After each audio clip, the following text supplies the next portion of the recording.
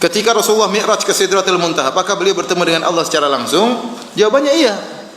Makanya di antara dalil yang menunjukkan Allah di atas adalah Isra Mi'raj. Ya, kalau seandainya Allah tidak di atas, maka Nabi ngapain ke atas? Ya, Nabi SAW ke atas ketemu dengan Allah, sampai-sampai sebagian sahabat menyangka Nabi melihat Allah. Berarti Nabi sudah dekat sekali dengan zat Allah. Makanya Nabi ditanya, hal ra'aita rabbak? Apakah kau melihat Rabbmu? Kenapa pertanyaan timbul? Karena memang Nabi sudah terlalu dekat dengan siapa? Allah.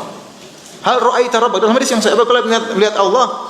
Kata Nabi Muhammad SAW, nurun anna arahu, ada cahaya yang menghalangi. Bagaimana saya bisa melihat Allah Subhanahu wa ta'ala? Makanya di antara dalil yang paling kuat yang diyakini oleh masyarakat kita seluruhnya, antum lihat pengajian-pengajian kalau acara Isra Mi'raj. Nabi ketemu Allah, kemana? Ke atas. Sudah dekat. Semua dai-dai seperti itu mengatakan demikian. Karena memang fitrahnya Allah di atas, orang sudah tahu semuanya. Ya, kalau bilang Allah di mana-mana, ngapain ke atas? Ya. Ke kanan, ke kiri, kemana-mana ada. Makanya di antara konsekuensi dari mengingkari Allah di atas berarti mengingkari mukjizat Isra Mi'raj. Ya. Karena di antara mukjizat yang paling terkenal dari Nabi adalah Mi'rajnya Nabi, naik ke atas bertemu dengan Allah untuk menerima perintah. Makanya malaikat Jibril enggak ikut Nabi waktu itu. Waktu Nabi turun dari langit Sidratul Muntaha, turun ke bawah ketemu Nabi Musa. Nabi Musa tanya, bagaimana? Nabi Musa aja enggak tahu pembicaraan antara Nabi dengan Allah Subhanahu wa taala. Kata Nabi, disyariatkan 50 salat sehari semalam, 50 waktu.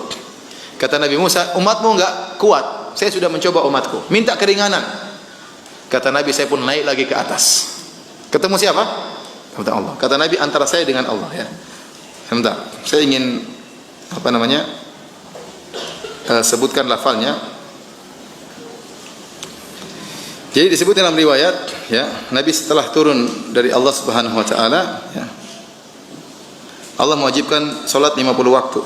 Maka Nabi Musa berkata, raji' rabbak, ya. Kembalilah kepada Rabbmu, minta keringanan. Fa inna ummataka la tutiku dzalik. Sungguh umatmu tidak mampu. Aku pun kembali kepada Allah, ya. Dan Allah menghilangkan setengahnya. Jadi berapa? 25. Kemudian setelah diturunkan jadi 25, lapor lagi kepada Nabi Musa. Nabi Musa berkata, ya, farji' ila rabbik, kembalilah kepada Rabbmu, ya. Irji' ila rabbik fa inna ummataka la tutiku dzalik. Sungguhnya umatmu tidak mampu. Akhirnya terus Nabi minta dikurangi, akhirnya jadi 5. Ya. Kemudian tatkala turun 5, Nabi Musa bilang lagi, minta keringanan lagi. Kata Nabi SAW, istahyaitu min rabbi. Saya malu sama Rabbku. Alhamdulillah ketemu Nabi Musa. Ketahuilah bahwasanya mustawa adalah ciptaan Allah, arsy ciptaan Allah. Dan bagaimana kisah dialog Nabi Muhammad dengan Allah Subhanahu wa taala? Ini adalah pemahaman akidah. Ketahuilah bahwasanya Allah di saat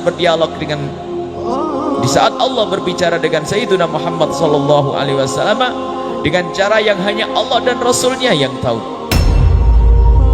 Allah dan Rasulnya yang tahu. Dan ketahuilah, di saat itu Nabi Muhammad naik ke atas Sidratul Muntaha, naik lagi ke mustawa. Kemudian disitulah Nabi Muhammad berbicara dengan Allah Subhanahu wa ta'ala. Jangan sampai setelah itu ada keyakinan bahwasanya Allah ada di atas sana, seolah-olah Nabi Muhammad perlu naik ke atas karena Allah ada di atas. Dan ini memang tertanam keyakinan di masyarakat semacam ini, karena tidak pernah diingatkan, apalagi muncul akidah sesat menyesatkan. Allah di mana? Lalu dijawab di langit.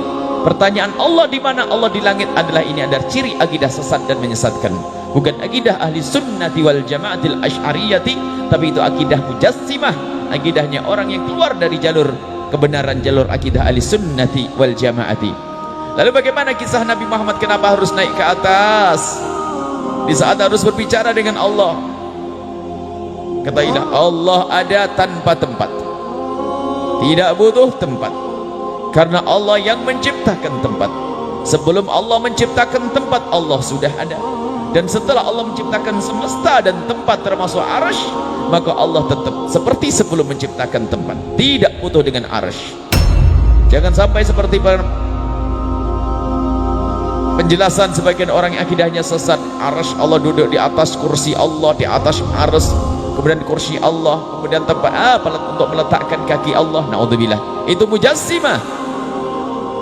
Mujassimah itu adalah kelompok akidah yang mengatakan Allah jisim, berarti seperti manusia, dan itu hakikat syirik, tidak boleh ada. Ini kalau tidak dijelaskan bisa salah. Lalu bagaimana kisahnya Nabi Muhammad naik turun? Katailah, waktu Nabi Muhammad berdialog dengan Allah, mendapatkan pesan sholat 50 waktu, mendapatkan wahyu sholat 50 waktu.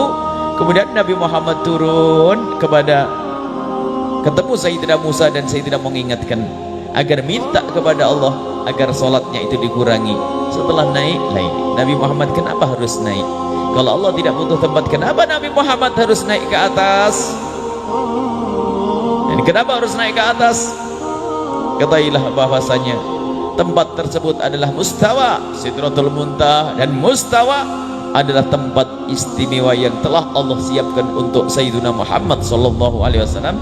Sampai dalam satu riwayat, malaikat Jibril pun tidak mampu untuk menembus itu. Sampai malaikat Jibril pernah berkata, kalau aku tembus aku hangus, tapi jika engkau wahai Muhammad, engkau akan lulus.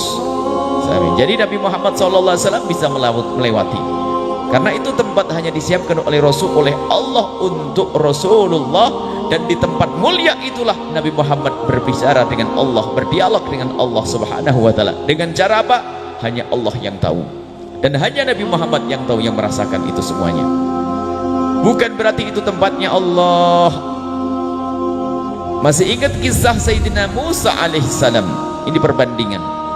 Waktu Sayyidina Musa berada di Bukit Tur Sina, wa kallamallahu Musa taklima. Allah mengajak juga berdialog, berbicara dengan Musa waktu Sayyidina Musa berada di Bukit Tur Sina.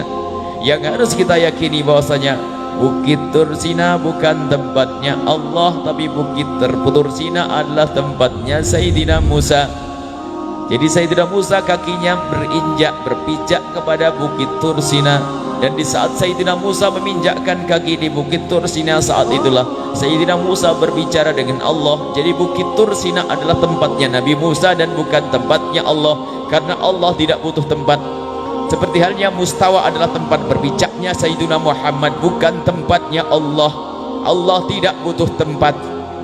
Lalu kenapa Sayyidina Muhammad harus naik ke mustawa? Karena itu tempat mulia. Seperti halnya saat-saat tertentu kalau kita ingin menghadap kepada Allah, kita perlu ke masjid, ataupun kita ke Masjidil Haram. Itu bukan karena Allah ada di dalam masjid, dan bukan karena Allah ada di dalam Ka'bah sana, bukan, akan tapi karena itu tempat yang telah Allah persiapkan di bumi sebagai tempat mulia untuk memohon kepada Allah Subhanahu wa ta'ala. Maka pun demikian, mustawa adalah telah Allah siapkan sebagai tempat mulia untuk Nabi Muhammad memohon kepada Allah.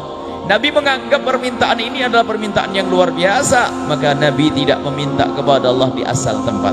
Padahal Sayyidina Muhammad bisa saja di hadapan Sayyidina Musa kemudian menengadahkan tangan memohon kepada Allah, ya Allah kurangilah sholat. Tapi Nabi Muhammad menganggap ini adalah tempat. Nabi Muhammad ini permintaan yang luar biasa dahsyat, dan Nabi Muhammad diizinkan untuk ke mustawa. Maka Nabi Muhammad naik ke mustawa, ke atas mustawa. Disitulah Sayyidina Muhammad meminta kepada Allah Subhanahu wa ta'ala. Jadi mustawa adalah bukan tempatnya Allah, di atas mustawa bukan tempatnya Allah, arsy bukan tempatnya Allah. Allah tidak butuh tempat, karena Allah yang menciptakan tempat.